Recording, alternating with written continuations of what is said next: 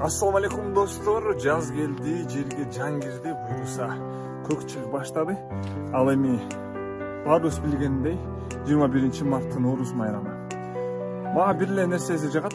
Ошол 21 марттан бул сүмөлөк. Ошол себептен атайын сиздер үчүн ушул видеону жасап атабыз.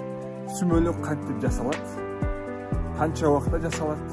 Кыскасы баардык маалыматты чыгарганга аракет кылабыз. Эмесе даярсыңарбы? Лайктарды аябай кылачы, бекер эле го. Эмесе кеттик. Эмесе достор, Үрмарал айылынын тургуну Талас облусунан сиздерге салам айтып аткан кыйын эжекебиз Камила. Кандайсыз эже? Жакшысызбы? Аллага шүгүр. Келиңиз эми Камила эже, сүмөлөк боюнча сүйлөшөлү.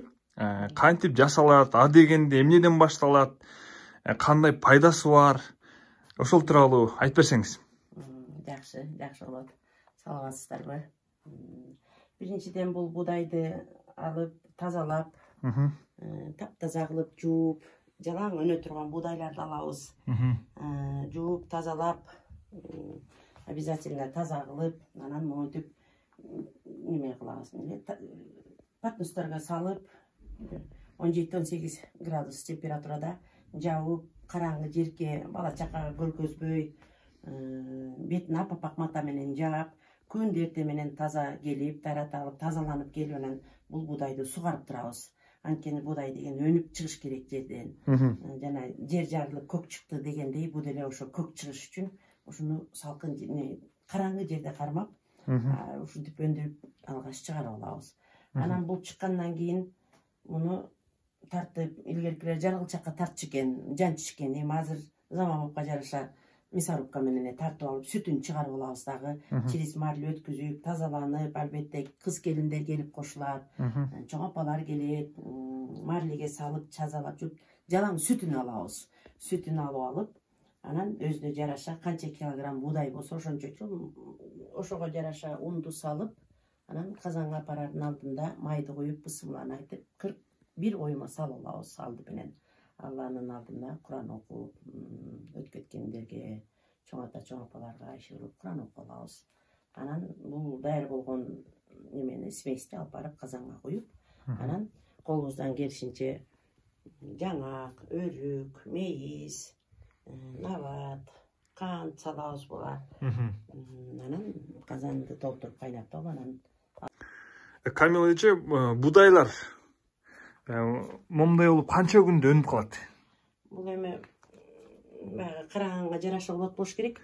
6-7 күндө Алла момин десе өнүп чыгып калат. Убагында сугарып, карап турсак, апапак мата менен сөзсүз жабыш керек. Анткени бул ушундай өңдүү болуп чыгыш керек да, болуп. Бир белгилүү градуста туруш керекпи? Албетте, бир 17-18 градуста болсо, 5-6 күн ичинде өнүп чыгып калат. Керемет. Эмесе казанды көздөй жөнөйлү, анан улантмакчыбыз, рахмат. Достор, биз Казан тарапка келдик.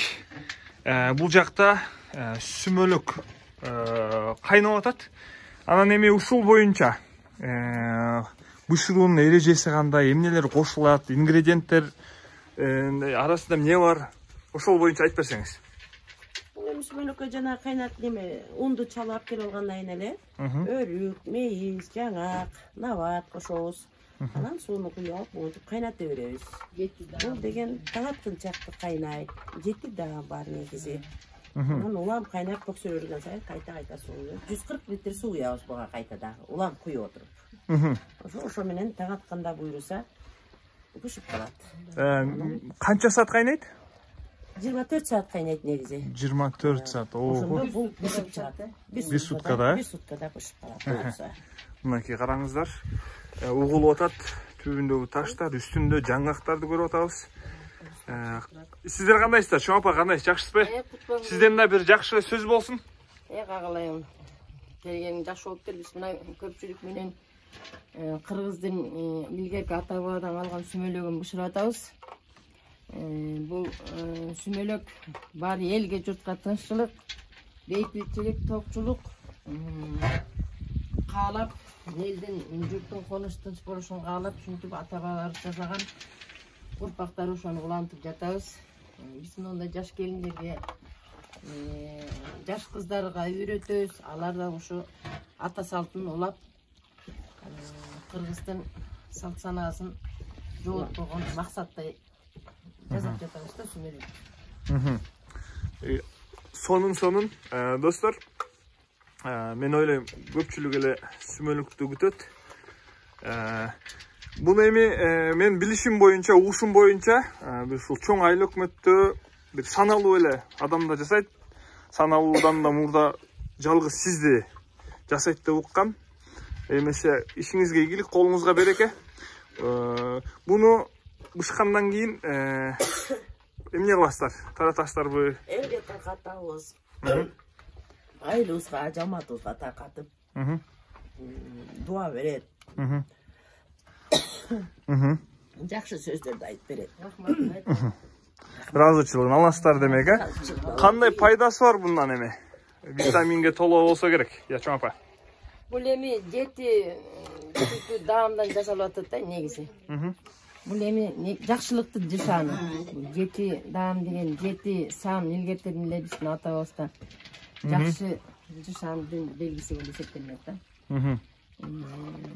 Бул илгерки багы жокчулук заманда ушу бир үй бүлөнүн жаш балдарына ата энеси ачкачылыктан куткарыш үчүн ушу сүмөлөктүн тарыхы, умайыне ушундай балдарды ден соолугун, үмүтүн акташ үчүн ушундай сүмөлөктү жасашыптыр да. Ошодон калган негизи таалим. Анан бул элге журтка Легендасы ошондой экен. Ден соолукка жакшы. Бул накта натуралдык неменеден жасалат. Натуралдык азыктардан, э? Натуралдык азыктардан жасалат. Зыяны жок, баары жакшы. Эми түнү менен ушинтип буйруса аралаштырып карап, сүйлөшүп, жакшы тилектер кылып жасалат экен демек. Буйруса. Жакшы. Канча жылдан бери жасайсыз, Камил эже? Ошону сурап турмун мен. Мен бул жерге келин болуп түшүп, ушу балалуу чакалуу болгондон кийин 28 жашымдан баштап жасап келатам. Жылга жасайм. Азыр 18де сиз деп сурай албайт экен тилекер. Азыр 55 жаштамын. Баракелде. Анак сага достор мынакей. Шүгүр. Жылда келбейбиз. Келин балдары менен кылып берип жүрүп, Алланын ыраазычылыгы үчүн алыш үчүн. Анак. Кабыл болсун эжеке. Жакшы дуалар берет. Сизге рахмат. Берет. Сонун. Эмесе сүмөлөктү жегенди жакшы көргөндөр, кылгандарды билбейм эми. Кылган жакшы көргөндөр болсо да керек. Бирок жегенди жакшы көргөндөр сөзсүз түрдө комментарий, лайк белгилечүңүзсө. Бул видеону мен жылдын кетип эле кайгылып суранып эжекебизден жасап атабыз. Анан суроолор болсо комментарийге жазыңыздар, балким кийин дагы бир видео чыгарып беребиз. Эмесе лайктар болсун. Görüşmek üzere.